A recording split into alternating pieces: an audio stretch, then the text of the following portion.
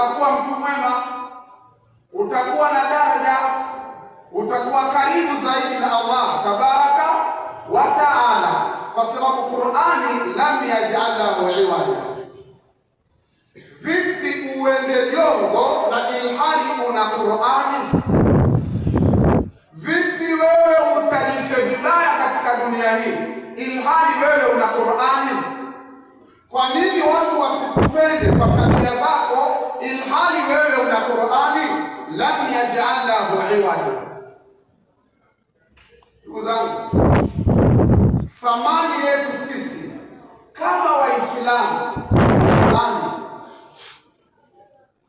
tukishika Qur'ani vizuri, lazima tutaongezeka ndani ya manyumba, katika nyadhifa, katika jamii. Watu wote watakuwa na upendo na wewe kwa sababu una nuru ya Qur'ani.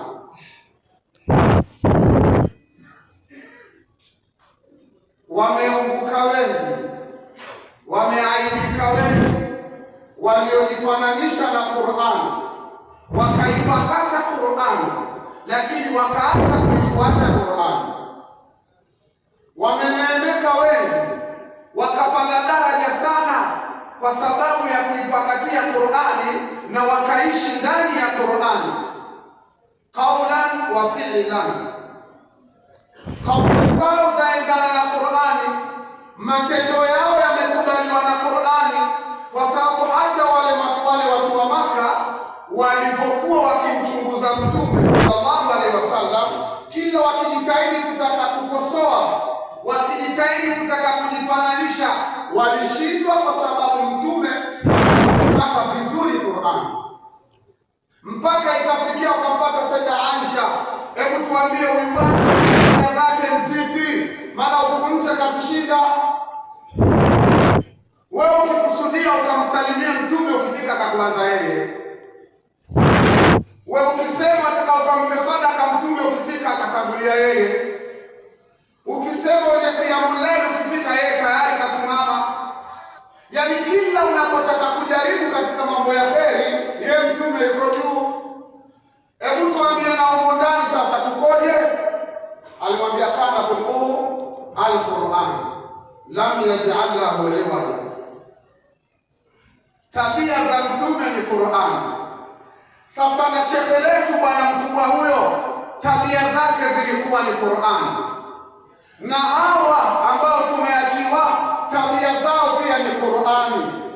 Yoyote atakayeshikamana vyema na hawa atakuwa mtu sawa sawa, atakuwa na nuru, kila kitu kwake kitakwenda sawa, kwa sababu anampenda aliyeko sawa. Na ukienda vibaya na watu, ni lazima utakwenda vibaya, utaaibika, utadhalilika, utakuwa duni katika waliokuwa duni. Kwa sababu ya nini? Hukuifuata Qur'ani kamili. Dakika zetu ni chache, twende kwa Mtume sallallahu alaihi wasallam. Kama mwanachuoni huyu alisema yarudi kwa katika Qur'ani na yarudi kwa nani? Tafsiri ya Dr. Muhammad Rati, kaizengee mahala hapo utaona, na amezungumza kwa upanafu sana. Ukimfuata Mtume Muhammad sallallahu alaihi wasallam, ndio jamaa nasa bilikuwa. Tusingelikuwa hapa ni kwa sababu ya Mtume Muhammad. Leo tusingelikuwa tufahamika kwa sababu ya Mtume Muhammad. Kule kufuata maelekezo ya Mtume, hizi kazi ya Mtume, ikawa wasomesha na njaa, watangaza dini ya Mungu kwa tabu, wapata mishikili kubwa, wavumilia mitihani, ni kwa sababu ya Muhammad sallallahu alaihi wasallam.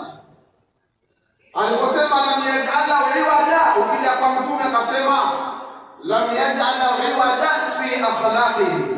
Tabia za Mtume hazikwenda pembeni, tabia za Mtume hazikuwa, tabia za Mtume zilielimisha kila mtu. Tabia ya Mtume ikawaleta katika Uislamu. Lam yaj'al lahu iwaja. Watu walimwamini Mtume tu wakavutika katika dini.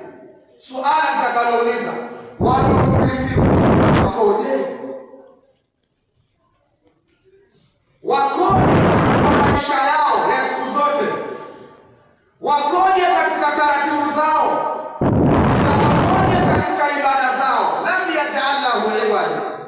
Mwenyezi Mungu hajamfanya Mtume sallallahu alaihi wasallam kwenda vibaya, kwa sababu yeye ndio uswatun hasana. Wataka ukaige kipi? Usiige Mtume Muhammad. Wataka uongokewe na kipi? Bila ya kumtazama Mtume Muhammad. Vipi leo? Kwa nini tuko ovyo? Kwa nini tuko vibaya? Kwa nini hatupendani? Kwa nini hatusaidiani? Kwa nini hatuhurumiani? Tumemfuata nani? Tumechukua kwa nani? Tumemweka vipi? Lam yaj'al lahu iwaja. Fi akhlaqihi, tabia za Mtume ndizo zilizowavutia wengi katika Uislamu. Taasufan, waliomrithi Mtume baadhi yao tabia zao za kuumiza watu katika Uislamu. Tabia zao za wafanya watu wataufikia Uislamu. Na kumbe Uislamu ni kitu kizuri, kitu kinachokutia katika nuru. Tengeneza moyo wako ndugu yangu, uende sambamba na Mtume Muhammad.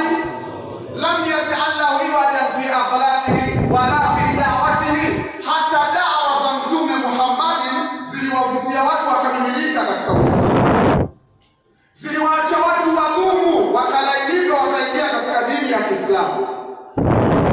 Wala fi hayatihi al-khassa, ule uhai unamhusu yeye sallallahu alaihi wasallam.